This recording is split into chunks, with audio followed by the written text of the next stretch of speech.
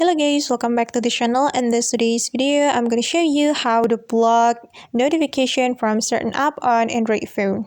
Alright guys, first of all, go to your settings application on your Android phone, and after you have your settings opened on your phone, you are going to scroll down until you find the app setting. So this is the app setting. We have to click on it, then to select the application you want to block the notification.